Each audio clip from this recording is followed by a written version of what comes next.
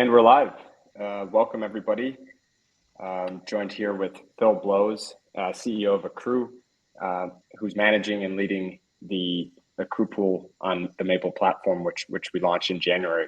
So looking forward for everyone to join us. We wanted to, hop on here to give a couple updates. There's been some notable achievements and kind of milestones hit with the pool, and we thought it worthwhile to get back in front of everybody and kind of talk about that and go in depth a little bit more for some of the newcomers. So, we'll hear a lot from Phil, and I'll go through, the agenda overview, pool performance to date. Going to walk through a little brief summary transaction example, talk a little bit more about the market, and we will have time at the end for Q&A. So should be about 20-25 minute presentation, followed by time for folks to get their questions answered. Over to you, Phil. Thank you. Yeah, it's been a good 6 months since we launched in January. So yeah, good to sort of take stock and speak with, obviously talk more about what we've been up to and really try and dive into a bit more detail. Just before I do, I think it's just good if we just talk, obviously we're talking about the real world receivables pool, which say launched end of January. And the strategy of the pool is to help finance US tax credits. So companies in the US who are owed money by the US Treasury. And, we're really, really fortunate to have a great partner in the operations side of this, not just in Maple, but Intero Capital, who you've hopefully heard of from previous kind of podcasts that we've done. They're the sole borrower of the pool, and, they are our operating partner across the US. And they've got huge expertise in receivables financing, as well as supply chain financing and other strategies in this kind of space. And they've completed over $2 billion worth of transactions and have been integral to the fantastic performance the pool has been through. And we're very thankful for them. They've been very impressed by the kind of operational rigor that they've brought to this space and the transparency, which hopefully lenders into the pool have also enjoyed. Just to say that receivables financing is, although it might be new to sort of blockchain, it's not new. It's a very, very old sort of form of financing. And, I think what we've been really proud of is to be able to bring a strategy which, uses high integrity collateral, which is, US Treasury tax receivables, and bringing it on chain for the first time. And this is something that, we're very, very confident has produced one of the best risk returns that, we can find anywhere in DeFi right now. We'll go into the actual kind of bit more of the breakdown of the kind of returns and things like that. But I think what I want everyone to have in mind with what this strategy is, it's the cash flows that are produced by this strategy are delivered by the US Treasury, and that's very different to all the other stuff that we see out there in crypto.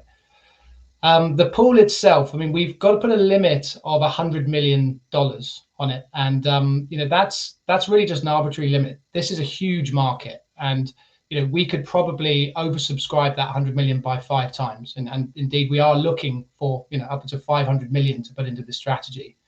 So the kind of investors that we're talking to are Dow Treasuries, funds, anyone with like a credit lending strategy, high net worth and accredited investors. We would encourage them to engage with this pool.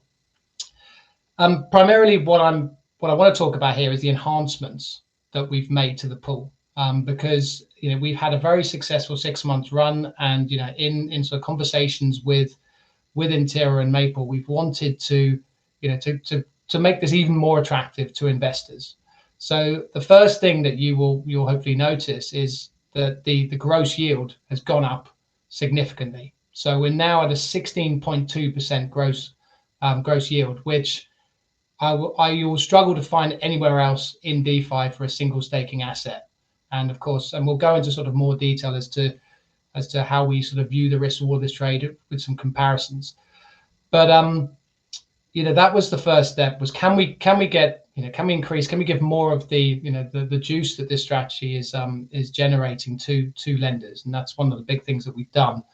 The second big thing is part of this strategy in the world of fiat is only really available to large credit funds, institutional investors, and hedge funds. And we want to democratize this. We think it's a great product. So lowering our minimum account, our minimum investment or deposit to 50K, hopefully, goes a step towards doing that, opening this up to more people, democratizing great products and distributing them to the masses.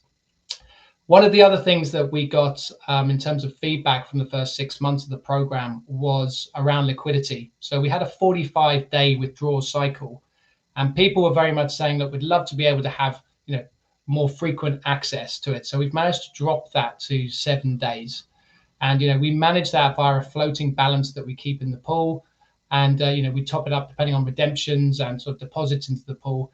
I would just state that this is, although we've gone to this 7-day withdrawal cycle, this is a longer term investment that we want people to stick in the long term. I don't want people to look at this as sort of a high yielding bank account. This isn't something you put money in and out of every day, but it's hopefully something that can give you exceptional returns over the long term.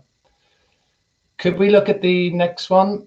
So this is something I just wanted to pick out on. This is some great data for all of the private credit that you're seeing on chain from a site called rwa.xyz. You can see here there's a couple of numbers I just want to pick out. First of all, 550 million active loans out there in the crypto universe. The average yield on that, 10.56%. So hopefully that's instantly jumping out at you that as we're out there with 16.2%, we have a significant premium over the yield that we see in the average RWA pool. But probably more important is this little pie chart, and hopefully you can see this. But this breaks down those loans by sector, and you can see auto, carbon project, consumer loans, crypto trading loans, fintech, real estate. These are high risk loans, and they are yielding 10.5% on average. So just to go back to what this strategy is, remember the backing, what we are securing these loans with is US Treasury receivables. So we are offering something that has a much higher level of collateral with a 60% higher yielding yield and better liquidity. Many of these strategies that you see here or sectors here, they're multi-year loans that you're having to tie up your funds with. So we believe that there's going to be, and one of the reasons we're really confident in the future growth of the pool is that hopefully efficient markets do their job and people rebalance towards higher yielding, lower risk assets. And so we're very excited about kind of the future growth that we're going to see in this pool. So let's dive into the performance. Thanks, Quinn. So this is just a sort of aggregate figures that we've done over the last since the end of January. So 404 receivables purchased for a total amount of $19.3 million. The average size of 48K, call it, is quite interesting because that shows that it's not like we're buying huge receivables and the book isn't diversified. We have a highly diversified book of receivables, which is a great risk management tool in itself. Of those 404 receivables, we've had 132 that have been settled by the US Treasury for 9.1 million. And to give you an idea, the average that we expect in terms of application to repayment by the Treasury is 150 days. Sorry, Kim, we're going to jump in with something. Yes, I was just going to say maybe to point out the difference between that 19.3 cumulative value and that 9.1. Yeah.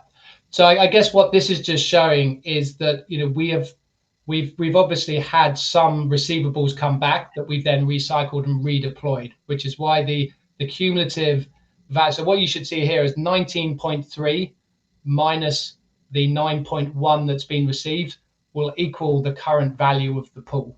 So, and this is just demonstrating that we've had money come back in and then we've recycled it back out again. And although, yeah. Sorry, go on. No, I was just going to say one more thing on the 150-day expectation settlement time. I think just wondering what the actual's been, because I think that's a big contributing factor to both the increased yield and the ability to cycle the capital quicker and increase liquidity as well.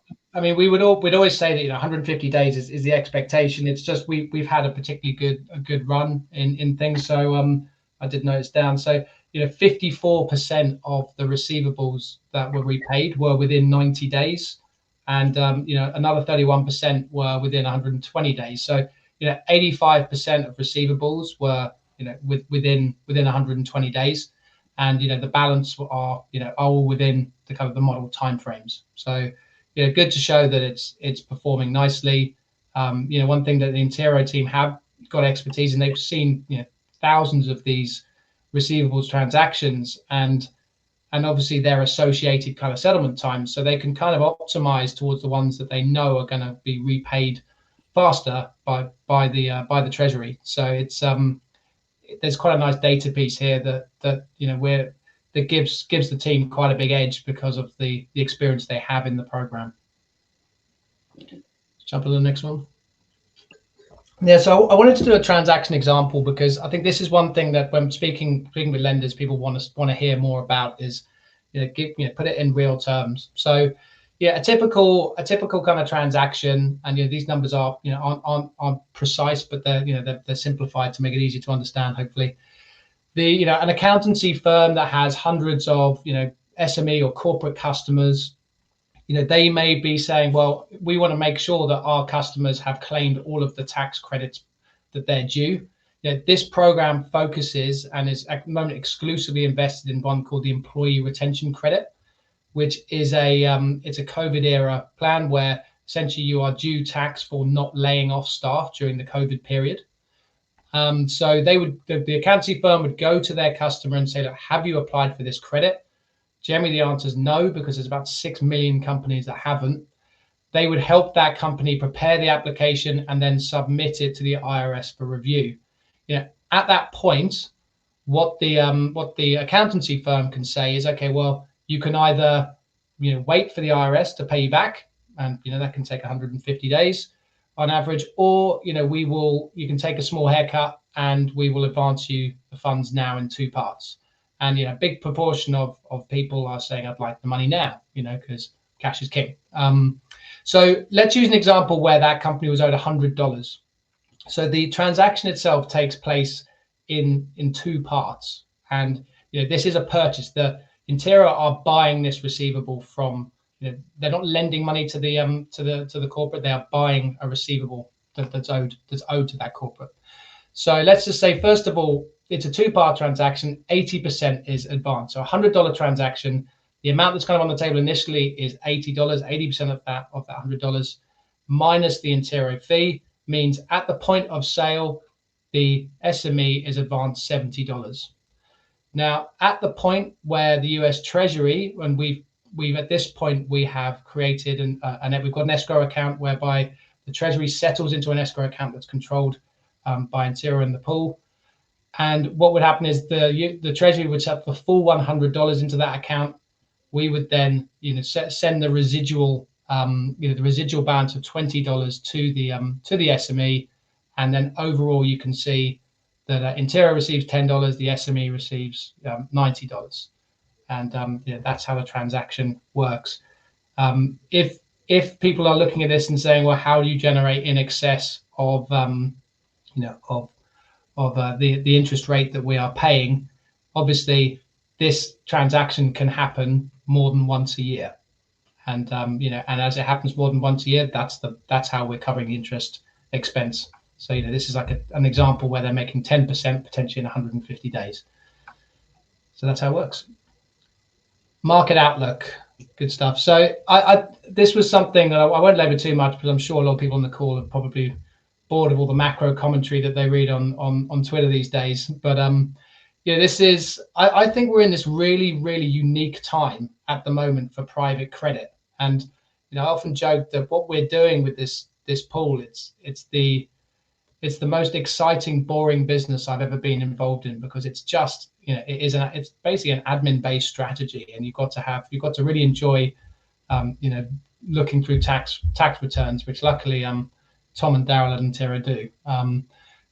So this is just to give you an idea of why we think not only that the ERC program that we're currently invested in, and we will be doing this over Yeah, and this is going to be the focus of the pool for the foreseeable future until it does sunset in late 2025.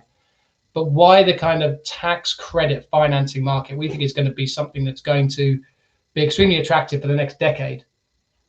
I mean, we've talked about ERC as a COVID era tax credit, and it's say hundreds of millions of dollars that went into that can be financed. But we've also got something called the Inflation Reduction Act that's coming down the congressional pipeline, and we'll see how that gets deployed.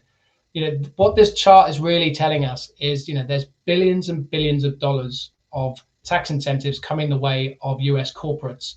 So more than ever, corporates are going to need to be in a position where they're on top of these, they're claiming them back, they're going to be keeping their accountants busy. So that's sort of catalyst one, massive government incentives. Now, catalyst two is the IRS remains fairly slow at processing these applications. So corporates that are owed these tax credits, it's going to take quite some time for the IRS to pay them back. So you can see this backlog as it builds up. Now, historically, what an SME or any corporate would have done was go to their bank and say, look, I've got this high quality receivable owed to me by the Treasury. Will you advance me some money? If we go to the next slide, you can see that now the answer is sort of no from the bank. Banks are moving away. Their corporate lending balance sheets are shrinking in the US and in Europe. They're exiting the space, variety of reasons, whether that's their balance sheets are in a bit of a mess because they packed them full of US Treasuries ahead of this large spike in interest rates, or they're just not set up to finance these kind of programs, which take a lot of admin and only have a limited lifespan of say 3 years. They've got several investment committees to get these things through, and they just can't be nimble enough to access these strategies. So you end up with this kind of skewing of reward in the favor of the private lender, and that's what we're enjoying right now with the pool that we're managing. So we think it's a really, really interesting time to be in the private credit space. Yields are phenomenal at the moment, and we think this is going to last because the banks will not move quickly, and as I've said, those other macro factors aren't likely to change in the short term. So it's going to be a good sort of decade ahead, hopefully for private credit. Yeah, I think that's a good point, Phil, on the extension of credit from the banking sector shrinking, and with all the surveys coming out in terms of lending standards and just of capital availability decreasing. The thing I think is pretty unique about this pool is the ability for on-chain lenders to access these types of opportunities on an institutional scale in the same way that many of the traditional hedge funds and allocators you're working with off-chain are also accessing and seeking these opportunities out, and through the distribution network of Intero, the end user, helping these small medium enterprises within the United States. So maybe just to touch on what some of these SMEs might be using these advances for. Is it growth capital expenditures, expansion, hiring? Maybe just to touch on a couple examples could be useful. Yeah, I think what it generally is around capital expenditure, buying new kind of examples being buying new buildings, new sort of office and warehouse space, these sorts of things. But it's really at the moment at a time where the US corporate market, they're hungry for liquidity, and they've seen interest rates and borrowing costs go up, and there's certainly an immediacy of one. There's a lot of motivation to get their hands on this capital early. And I think we need to appreciate as well that often they don't know that they were due this money at all. So it's almost a bit of a gift. And when an accounting firm goes to a corporate and says, look, we found you haven't claimed this, and it could be hundreds of thousands of dollars. Often people are less kind of price sensitive. They want the money now and are less price sensitive because it was they didn't even know they were having it in the first place.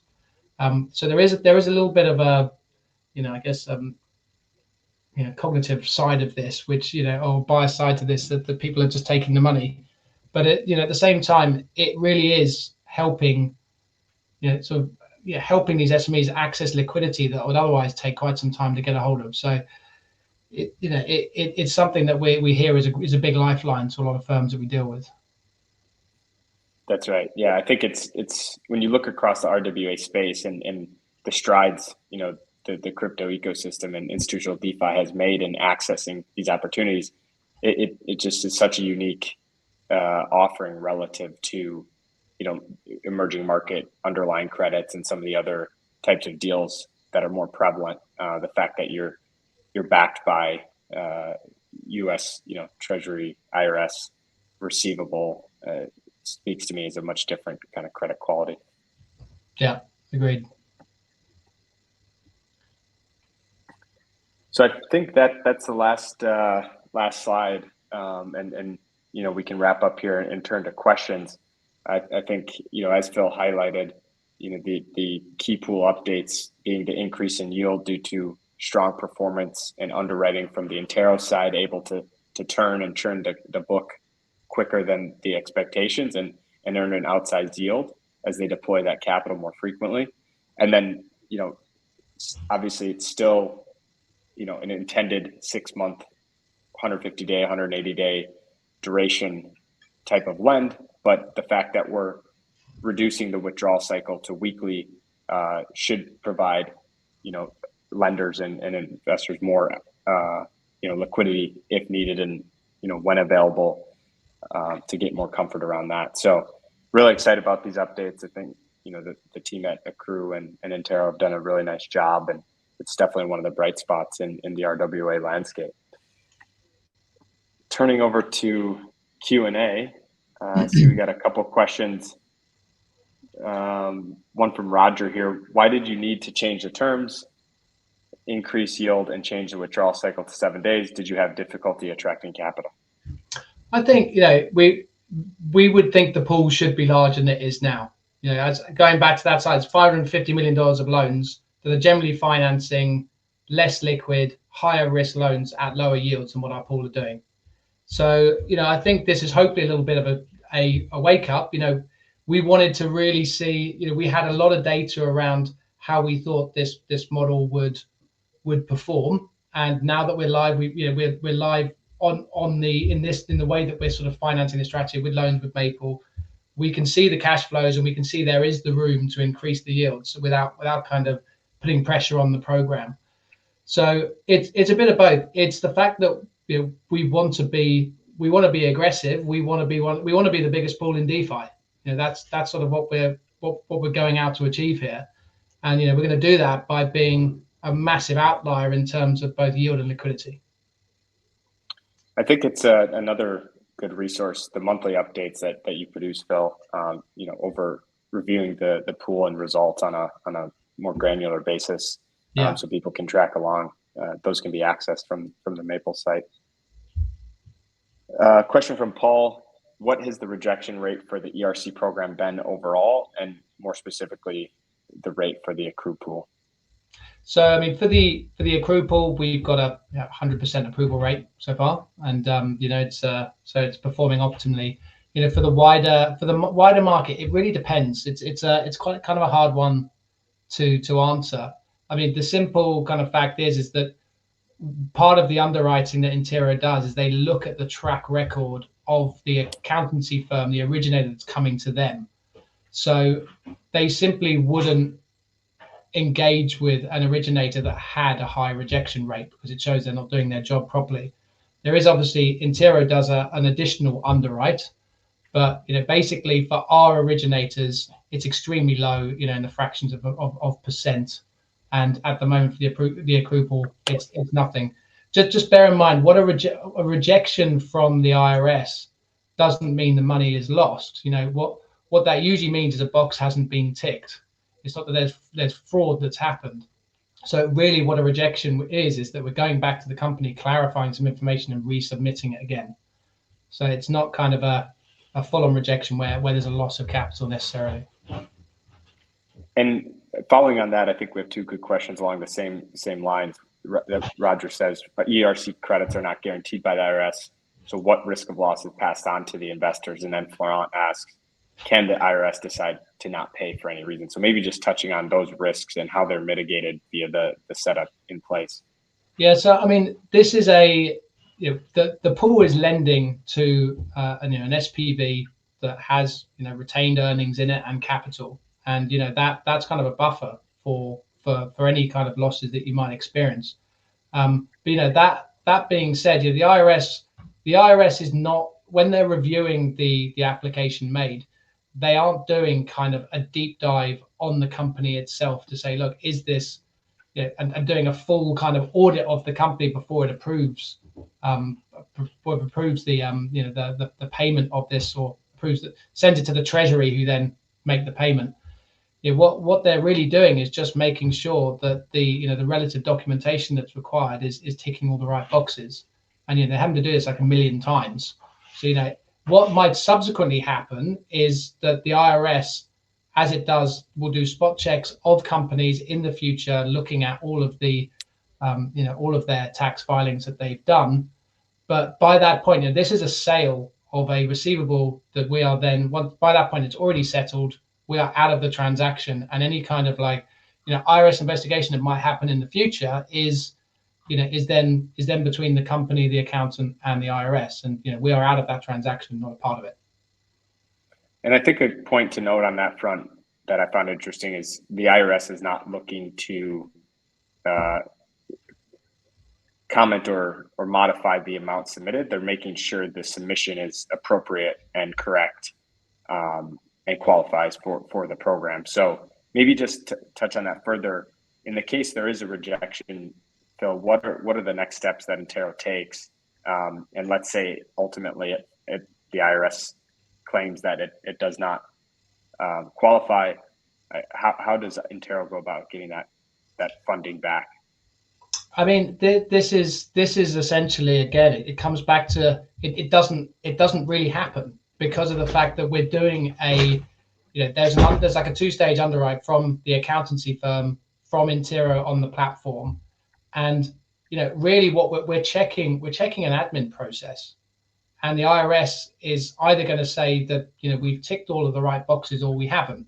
If they say, look, we haven't, then we simply just go back to the company or the accountant and get the correct information to then resubmit.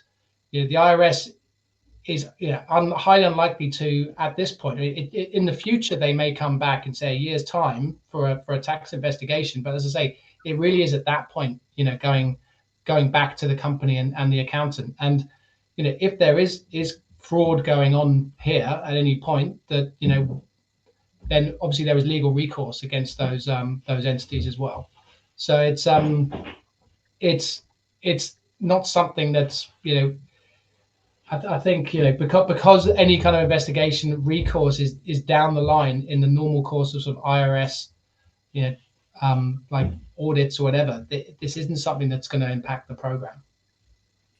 Yeah, I think that's the most important point, is the recourse nature of the receivable, and that if the receivable is not appropriately qualified or does not get funded by the IRS, that there's recourse to the company and the accounting firm through which Intero purchased.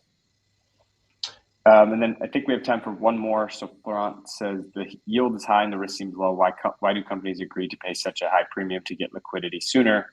What are can they find a cheaper option? What, maybe touching on what the options are out there for them.